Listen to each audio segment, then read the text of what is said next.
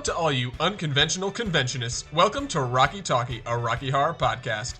I'm Jacob. I'm Aaron. And I'm Meg.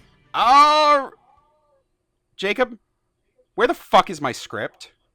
Writer strike, brah. Are you part of the Writers Guild of America? No. Solidarity, brah. I see. Listen, man, I don't know when you're gonna have me write something, and when you do, you pay me less than nothing. Literally, because you pay me nothing. Yes. Well, that's not cool. That's what the studios are doing.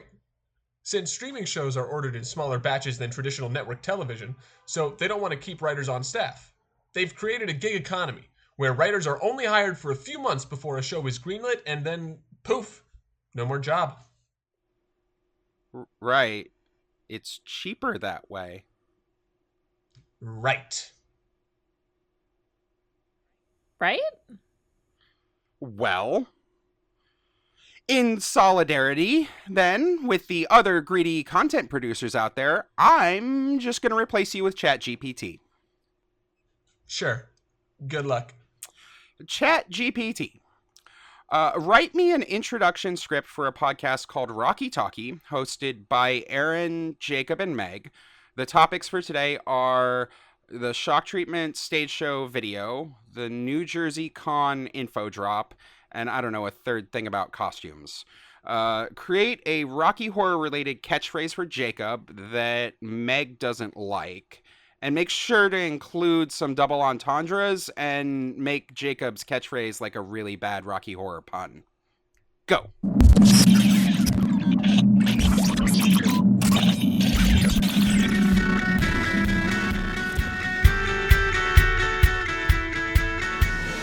Opening music fades in, then fades out. All right, guys, come on. You can read what it says. Chop, chop. Let's do this. Fuck you. Hey! Welcome back to Rocky Talkie, the podcast where we explore the kinky and wonderful world of Rocky Horror. You know it, Aaron. And today we're joined by the ever-sexy Meg. Say hi, Meg. Hey there, boys and girls. I'm ready to get naughty with our Rocky discussions today. Oh my!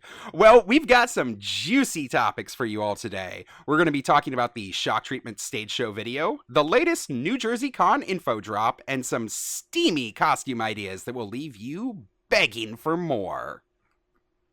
And speaking of begging for more, I've got a spicy new catchphrase I want to try out. Brace yourselves, Meg. Oh boy, this can't be good. Are you a virgin? 'Cause I've got a little something to show you in the back of my car.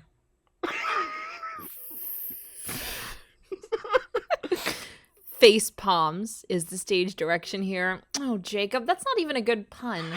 Well, we'll leave that for the listeners to decide. But before we get too hot and bothered, let's remind everyone to follow us on social media and leave us a 5-star review on your favorite podcast platform.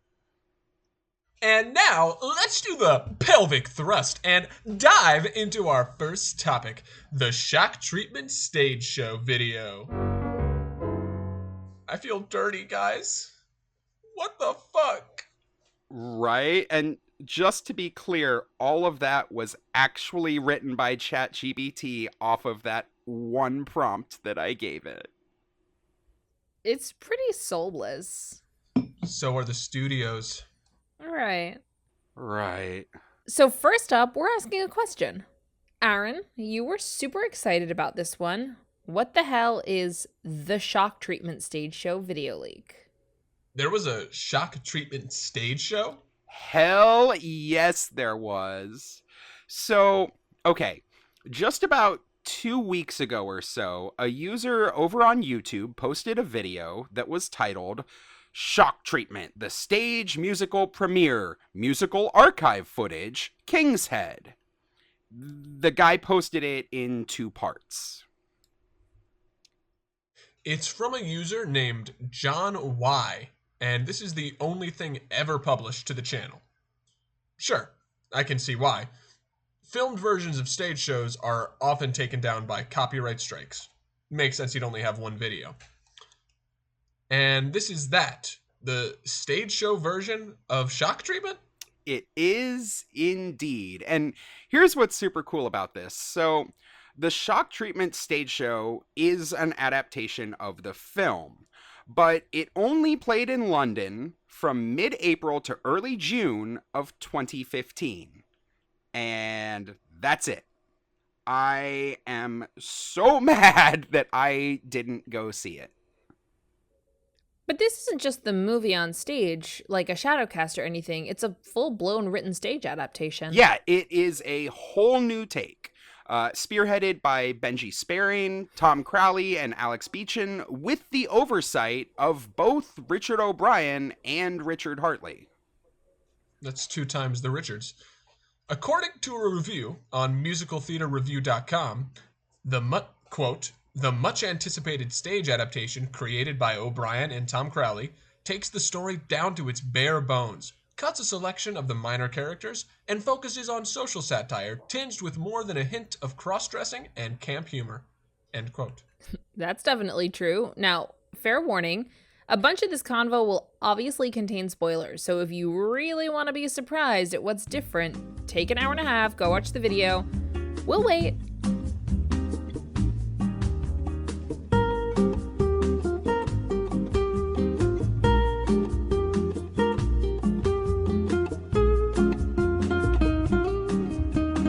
All right, so there's a lot to take in here.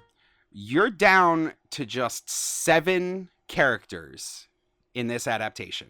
You've got Janet, Brad, Farley, Ralph, Betty, Nation, and Cosmo, and that's it. No Anselong, no Mom, no Dad, no Bert, no Neely, no Judge Wright, no Macy, no Ricky or Irwin or Vance or Kirk, no Oscar Drill, and no Bits. No bits. I'll show you a bits. This is not a visual medium. But yeah, all those characters are cut or rolled into Ralph, Betty, Nation, and Cosmo. Ralph has a weird arc of like this closeted TV host who will sell his soul for fame. He sings a really fucking gay version of Thank God I'm a Man, which is pretty much the only reason for Harry to exist in Shocky anyway. And also very adorably lined up with the way we do it at like cons and stuff. So I appreciated that. Yeah, and Ralph and Betty take over pretty much everything that Bert was hanging around to do. And Betty is the one that offers Janet the compassionate shoulder to cry on, so we can get rid of the mom. And let's be real. Neely, Macy, Ricky, and yes, even Anselong don't really do anything critical to the plot of Shocky. They're fun, they're often the characters that people identify with or love playing, but they're also window dressing for the plot. The first half of the show runs pretty much as you'd expect from the film. We open with Denton, USA from Ralph and Betty, with Cosmo and Nation disguised as DTV crew for backup. And a good healthy dose of audience sing-along. Madman Mike has those signs that they hold up during the chorus of the song for the audience. Him and his good friend Marty got them as gifts from the cast. They signed them and even included Richard's signature. Brad and Janet get called up for Marriage Maze, and Brad gets bitchin' in the kitchen. We're introduced to Cosmo and Nation, and Brad is drugged and committed to the Sanity Today Sanatorium. Ralph's new arc gives him Thank God I'm a Man, and Janet sings a really great version of In My Own Way. It's somber, it's melodramatic, it's about Brad, and it's like hinting that she wants more. It's very well done, and it sets the tone of Janet's arc for the piece. Farley is introduced with Ace, and Janet's battle with the limelight grows. We end the first half with the ensemble version of Lullaby, complete with Nation and Cosmo's Hanky Panky. We come back with Little Black Dress, always satisfying. And then the second curveball of the show, furthering his arc, Ralph gets the first half of Me, which actually makes a lot of damn sense. Janet picks up the second half of the song, satisfyingly continuing her transformation into a star diva. We tidy up the previous songs with a bit of dialogue, and we learn Ralph has decided that he no longer needs Betty in the light of Janet's new celebrity. Betty vows to discover what is going on here. Something smells fishy. Sorry. That is the same joke they use in the show. Then we're on to the title song, this time with some actual shock treatment. Yeah, it's really there. Cosmo and Nation shock the shit out of Brad on live television.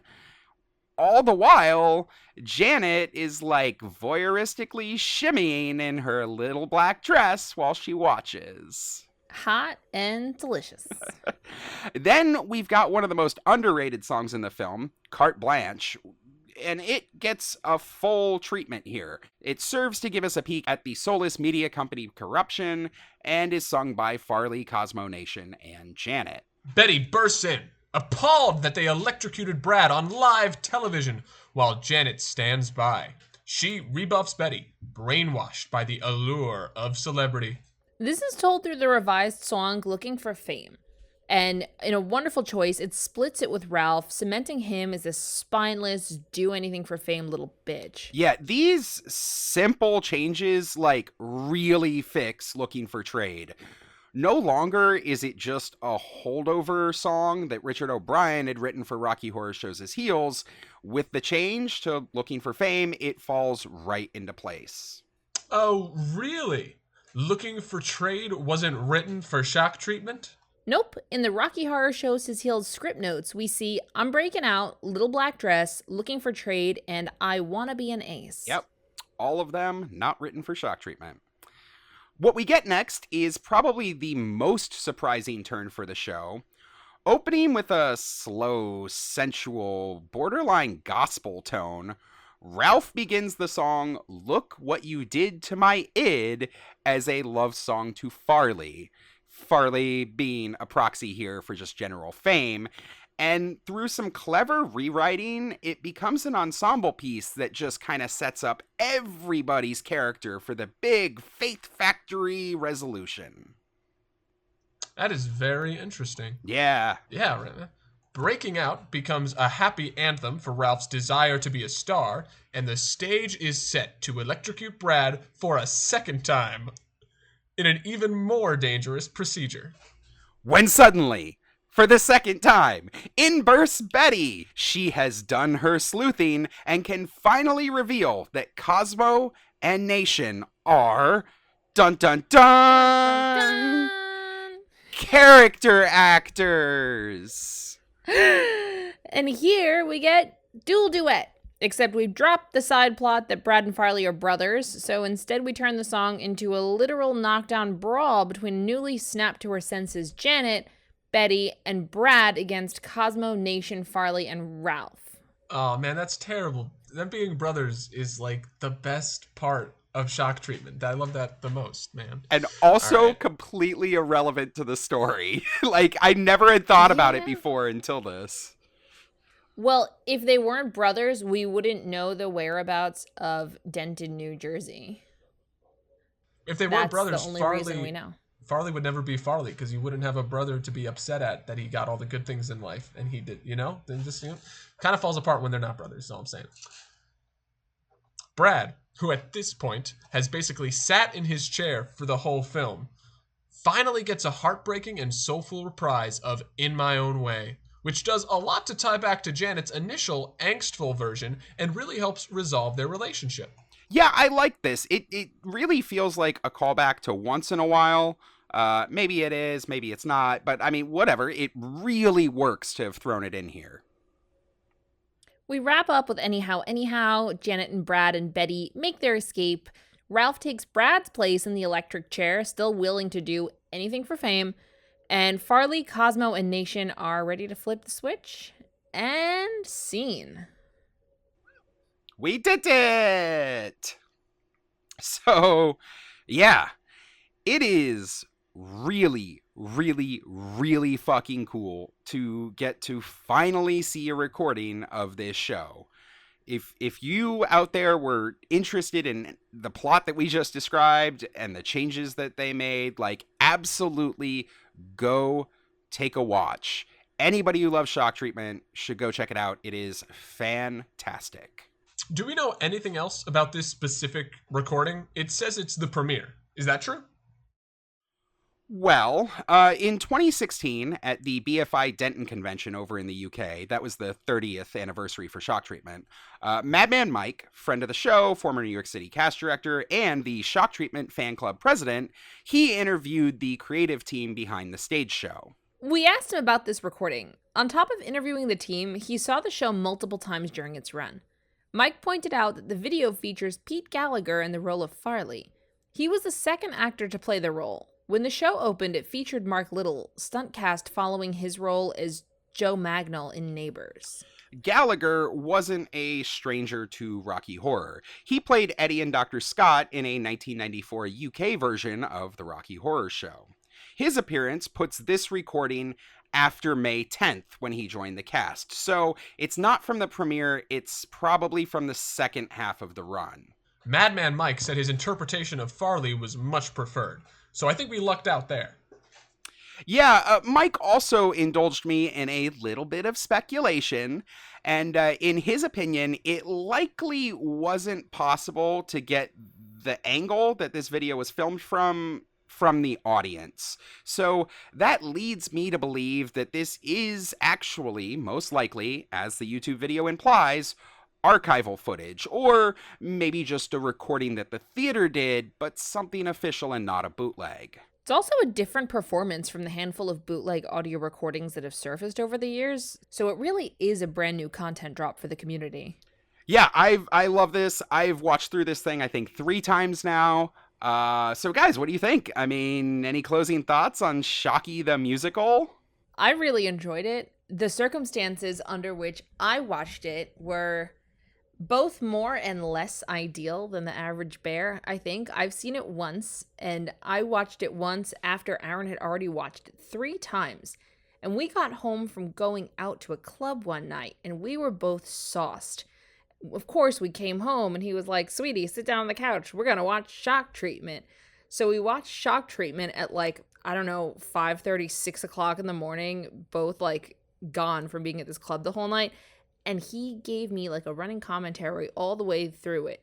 Literally sitting there listening to the commentary on a Blu-ray. So I don't feel like I got the full Shock Treatment experience as the cast meant for me to have, but I do feel like I got a full experience. So pretty good, 10 out of 10. Recommend the commentary. Sorry, it doesn't exist anymore. You can watch it another time. Just duct tape my mouth shut before we start.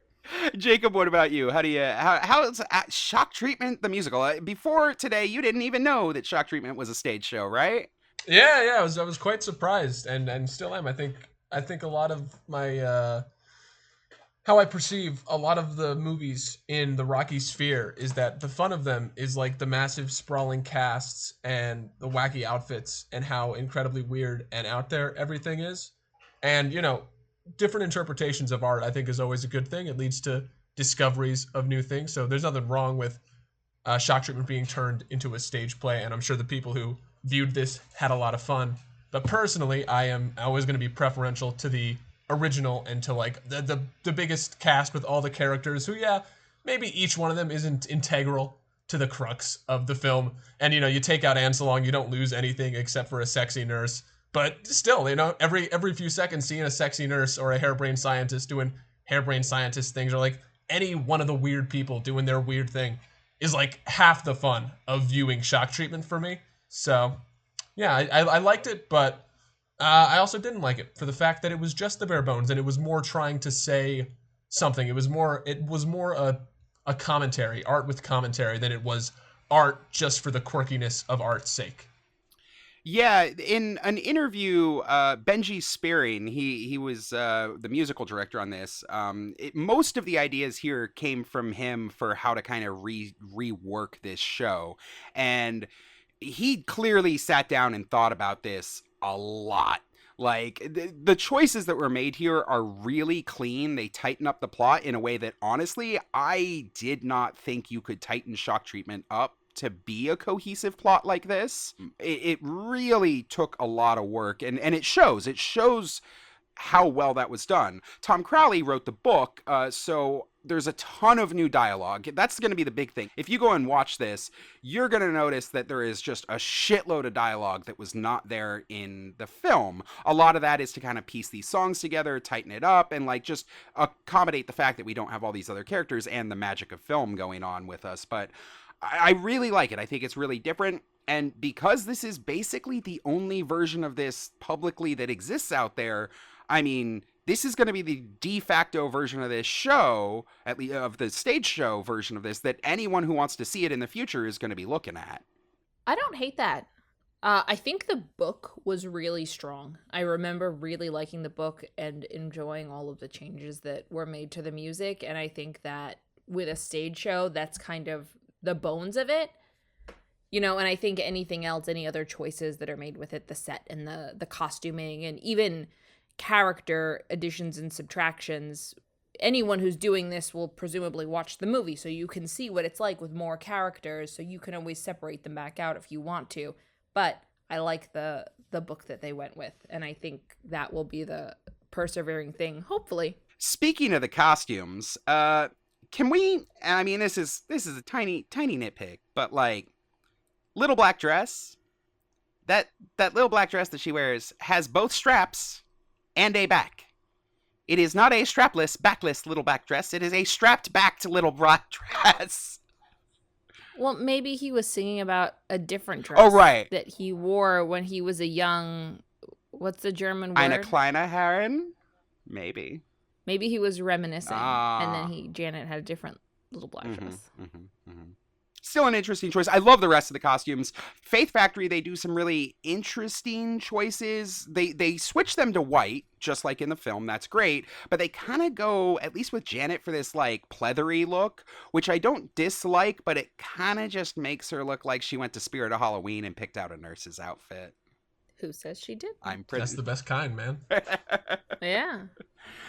Yeah, I mean, there's some fantastic performances in here. The guy playing Ralph is just... I was not on Team Ralph at the start of the show. By the end of it, I loved what he did with this character. He's kind of channeling like this really early Jim Carrey kind of vibe. He does all of the like crazy Jim Carrey facial expressions and mannerisms. Some of the reviews noticed this and specifically called this out, that he reminded them of that. I mean, I'm pretty sure I even caught him mouthing and like an alrighty then at some point. So that might just be me thinking what I want to see, but like he really sold it. I was really impressed by his performance. How many times have you watched this? 3, it might be 4, it might be, I did watch it twice while I was writing the script, just in pieces, so it might be 5. I mean, while Chat GPT was writing the script, it might be 5 times now, actually. One thing I wanted to say, we mentioned Madman watched this 3 times live, and Jesus Christ, this thing only ran for like 2.5 months, if that. Oh my God, what incredible like fortune. I mean, I don't think anyone foresaw or was thinking about, oh, well, this is only going to be running for 2.5 months. I better see it as many times as I can. Right? No one knows the fate of a theatrical production until it's over. And like the fortune of like, I'm going to see this 3 times and then it closes in 2.5 months. Like Madman might be the person outside of the cast and, you know, producers or anyone like involved to have seen this the most. Like that's awesome. My God. Yeah, that is really cool. I mean, it makes sense. He's the president of the Shock Treatment fan club, but yeah, absolutely. He did a bunch of interviews right when this was coming out with the creative team that was behind it. Some of those are still posted up on Facebook. You got to scroll back to 2015, but on the Shock Treatment fan club page, there's some really great interviews with Tom Crowley and some of the other folks behind it, and it really exposes a lot of the interesting kind of stuff that they went through. Fun fact, the guy who wrote the book, not familiar with Rocky Horror or the source material really at all before they brought him on to do it. So he really did a job that throws back well and resonates with Rocky people and the kinds of things they wanted to see out of it without having been a hardcore fan himself. Wow, that's something. Yeah, I was kind of blown away. Like, I won't lie, I've listened to the bootleg sound recordings of this show several times. There's a couple of them out there. They're pretty hard to find, but you know, they do not do it justice. They absolutely do not you have a picture in your head when you listen to those, and it's so tainted by what you know from the film that when you actually watch what they put on stage, it's mind-blowing. It's completely different. And yeah, like you were saying, Jacob, they had no idea whether this was going to go on or not. There was definitely talks as the run was coming to a close that, oh, maybe they'd bring it somewhere else or any of these kind of things. Well, you know, we're 8 years later. We know that didn't happen. It's never been revived. And honestly, it probably won't be. I mean, somebody would have to really love shock treatment and throw a ton of money at a stage show to put this thing on again, let alone being able to get the rights. Because you got to go back to Richard O'Brien and Richard Hartley just to get the rights for this fucking thing. Oh my God. How many episodes we've done about how difficult it is to procure the rights? I think just for Rocky Horror, I can't imagine the trauma it is to procure the rights for shock treatment. I bet Shocky's less crazy. I mean, oh, yeah? Who knows? Because I mean, they were very interested when the creative team came to them with this, and like they wanted oversight over it. And Tom Crowley mentions in one of his interviews that like it didn't cross his mind until he was almost done with the script that like, oh shit, Richard O'Brien is gonna read what I did to this, and he's gonna see it, and he's gonna have opinions. So it's pretty funny. It turned out really good though. Like, you know, it's not a crazy big budget West End musical or anything like that. This was at the King's Head, hilariously, where Rocky first premiered. It's in the same theater that Rocky Horror premiered in 1973. Super fucking cool, and I'm sure that alone was an experience for all of the Rocky Horror fans that got to go see it. But it really interesting, really interesting. I'm just completely pumped that this is out there now. And with that, I think it's about time that we chatted up about some big con updates.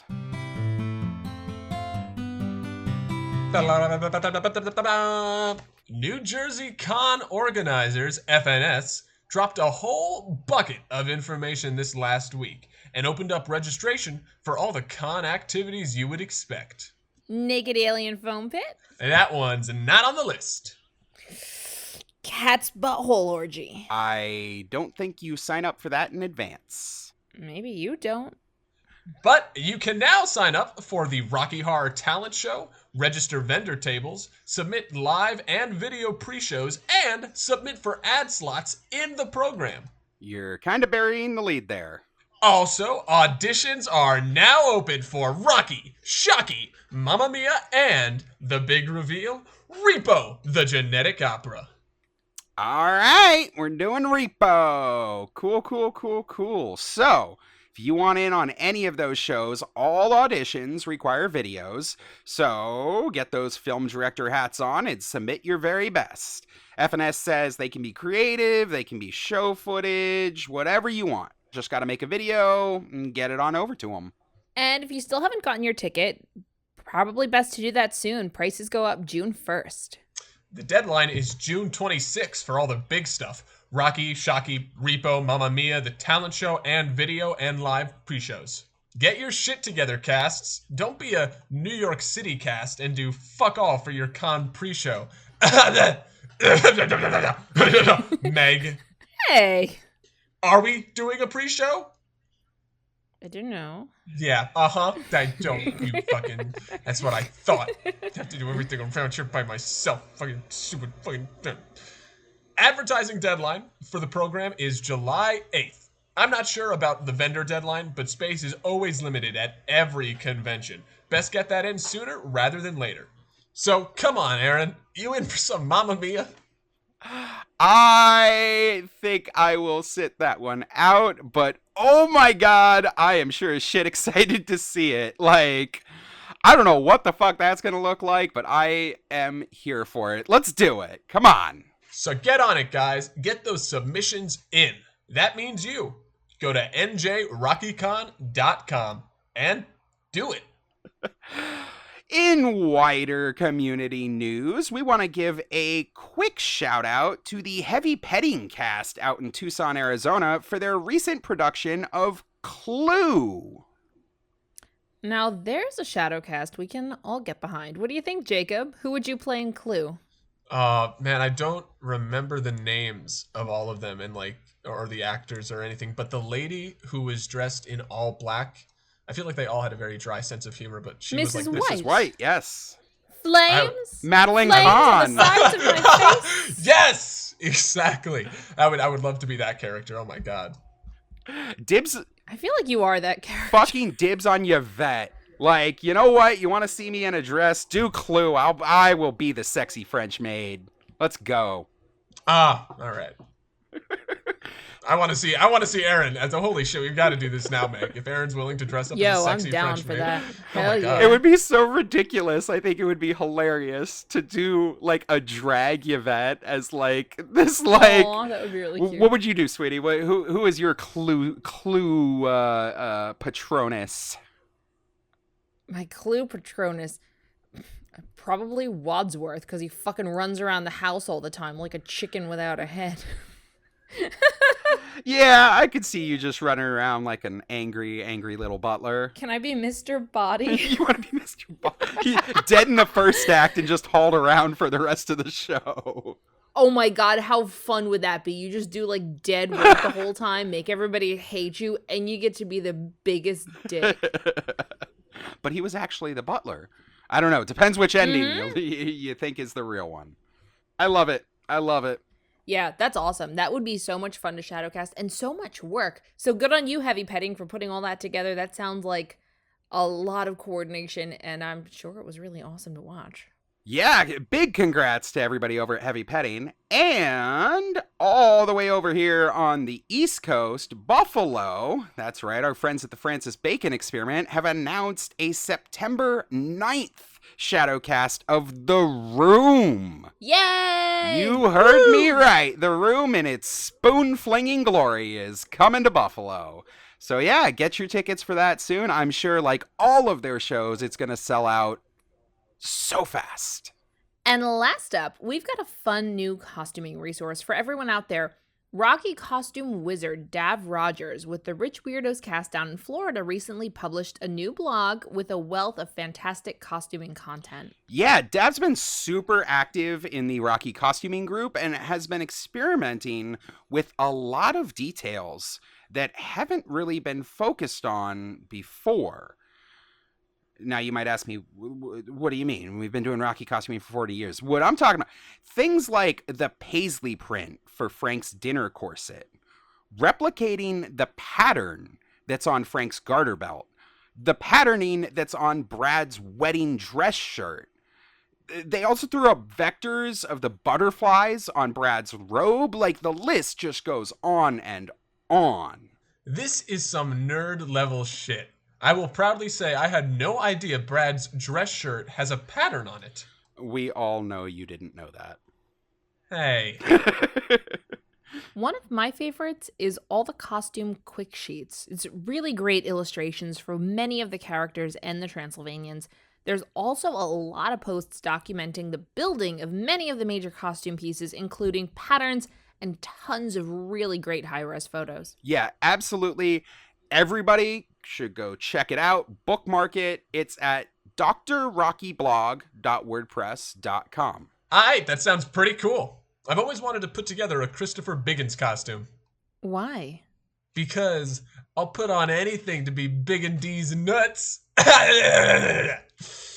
Boom, catchphrase. You know, I like Chat GPT's catchphrase better. Yeah, Jacob. Are you a virgin? 'Cause I've got a little something to show you in the back of my car. Mom, pick me up. I'm scared. And that, I think, is all the nudes fit to print. As always, we would love to thank our editor, Aaron from Tennessee, for all of his work. Dude, we appreciate the shit out of you. If anyone has a question they'd like us to research for our Ask a Question segment, or some community news they'd like us to talk about, or even a cool story to share with the community, we'd love to include it in our show. Just go to our website, rockytalkiepodcast.com, and fill out our contact form to tell us all about it. If you're enjoying Rocky Talkie, please help us out by rating, reviewing, and subscribing to the show. And if you want even more Rocky Talkie content, check out our blog at rockytalkiepodcast.com and our social accounts on Facebook, YouTube, and Instagram, all at, you guessed it, Rocky Talkie Podcast. We'll talk to you next week. Bye! Bye! Bye! Also, full disclaimer for any of you out there who are wondering, yes, Chat GPT did write that introduction. It did not write anything else in this script.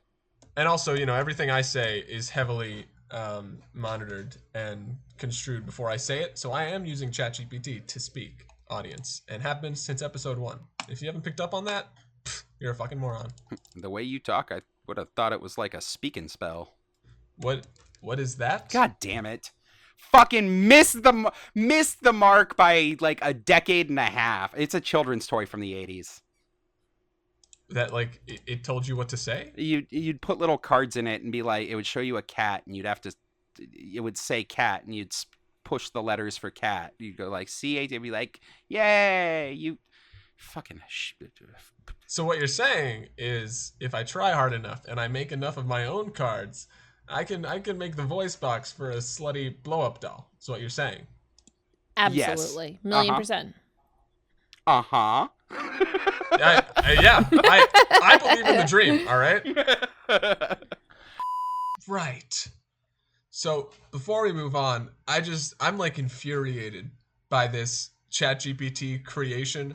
As many of us I'm sure know, ChatGPT does not allow illicit material to be created by itself. But there are freelancer, like individual developers who have grouped together to make like mimic programs, like not as good as ChatGPT, but I think there's one that's really good for like creating D&D scenarios. I forget the name of it, but there are a bunch of them made, and I've been trying. But I have like this one really good erotica that I've been reading for like months. It's my favorite right now, and I've been trying to get one of these programs to like make extra content from the original, and Jesus Christ, they're terrible. It maybe I'll get one sentence that kind of makes sense, but the rest of it like literally just doesn't make sense in context of the rest of the material. And this is like, God, we read that, and I feel like we could have read that as a regular episode, and you listeners would have been like, yeah, that checks out.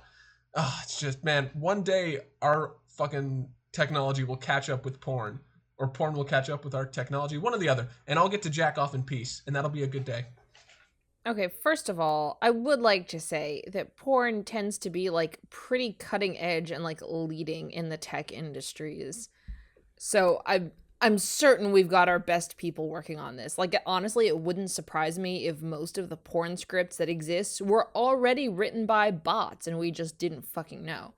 And also, you're a programmer. You do computer things. Why don't you make the porn GBT? I cannot make. I'm a programmer. I am not fucking porn GPT level programmer. I don't know if fucking Aaron is even porn GPT level programming. Aaron, could you make porn GPT? You just gotta read it and make it ingest a lot of eroticas. I mean, I could probably figure out the problem with all of these is the training data, right? You need so much pornography to train. Actually, I mean, you know what? This does sound like something I might be qualified to do. Never mind. Wow. I got you. Okay, so here's a funny story. This joke that Jacob does, I'll put on anything to be biggins these nuts.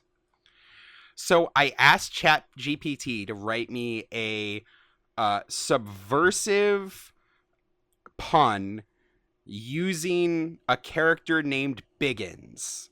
That was the only thing I could get it to do, because when I asked it to be like, write me a dirty joke with Christopher Biggins, it was like, I can't do that. That's a real name. I can't write you a dirty joke with a real name. But it would write me. It literally said that? Yeah. Huh. But then I was like, okay, fine. Write me a subversive joke with da-da-da-da. And it came back with like, I'll wear anything that makes me look biggins or something like that. And I was like, okay, that's enough. I see where we're going with that, ChatGPT. I can just add the word D's nuts at the end and it's funny. So ChatGPT gets half credit on that joke. But Okay. Yeah. Thank you halfway, Chat GPT. Chat GPT like wasn't willing to deface a public figure. That's the whole thing? Yeah, and it wouldn't let it. It refused to use a real person's name, and it refused to write a sexy joke. It refused to write a subversive joke. I had to phrase it a very specific way. Why is this weird? Did Chat GPT write this line? ChatGPT didn't write any of this. Well, maybe it should have. Why don't you put a pre-show together, Jacob? I'm not. I don't. I have so much in comparison to you. That you know my. Oh god damn it! I'm tripping over my words. You Flames, have so much flames, and the side of my face. You have so much more knowledge in the pre-show and Rocky area. You've got so much more experience, and you have so many more connections to like past leadership of cast. You are the person to create a pre-show if it's gonna be anybody. I've only been to one con ever, so you know, put that in your pipe and smoke it. Thank you. I've never put a pre-show together. You're not. Neither have I. I don't. What? Yeah. And I will not admit to having ever put a pre-show together in fear I might be asked to do it again. Our doorman's name is Mark. Oh, hi, Mark. So every time I walk into my building, I go, "Oh, hi, Mark." And he doesn't get it, but I do, and I feel dirty. Please carry that energy with you as you rehearse for the room, guys.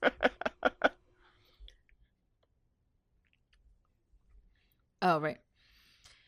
I'm gonna steal "Are You a Virgin?" because I've got a little something to show you in the back of my car. That's really good. It's actually so ChatGPT creepy. actually wrote you a new catchphrase. Yeah. Thanks, ChatGPT. Fuck, man. Guys, we gotta wait for him. Okay. 10, Okay, we're just 9, 8. No, Actually, how long? We'll just leave it an the hour, videos- hour and a half of dead. Okay. Happy New Year. Of Well, dead no, no, air. no, An yeah, hour so- of dead air. No, it's a 42-minute, yeah. 27-long video, so I'll count from 0 to 60 once, and then Meg and then Aaron will do it. And then we'll repeat that Okay. about We'll take 15 turns. times, and that'll be about 45 minutes, and then That's people on- will be done. That's only the first half, though. There's a second video. Yeah, that we could There are loop it. 2. Oh my god. Yeah, it's... Oh yeah, we'll loop us counting to 60 45 times twice, so that Great. perfect. Okay, Jacob, you start. Okay, 1, 2, 3, 4. I'm going too fast. I got to do seconds. 1 Mississippi, 2 Mississippi. All 3 right. Mississippi. So... 4 So there's a beat in there. I don't know how you want to make that a beat, but good luck. So...